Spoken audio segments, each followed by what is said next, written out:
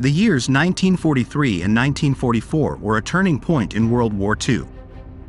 The Allies began to gain the upper hand, pushing the Axis forces back on all fronts. In the Soviet Union, the Red Army launched a series of offensives that drove the Germans out of most of their gains in the east. The Battle of Kursk, one of the largest tank battles in history, was a major victory for the Soviets and a turning point in the war.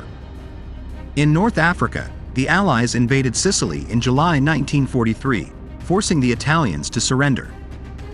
The Germans then took over the Italian campaign, but they were eventually defeated and forced to withdraw from Italy in May 1944.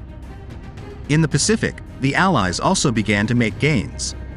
The United States launched a major offensive against the Japanese in the Solomon Islands, and by the end of 1943, the Japanese had been driven back to their home islands. The year 1944 saw even more Allied victories. In June, the D-Day landings in Normandy marked the beginning of the liberation of France. The Allies also invaded Italy, and by the end of the year, they had liberated most of the country. The tide of war was now turning against the Axis powers. They were fighting on multiple fronts and losing ground on all of them. The end of the war was in sight. In addition to the major military events of these years, there were also significant political developments. In Italy, the overthrow of Mussolini led to the formation of a new government that joined the Allies. In Germany, the July 20th plot to assassinate Hitler failed, but it showed that the Nazi regime was starting to crumble.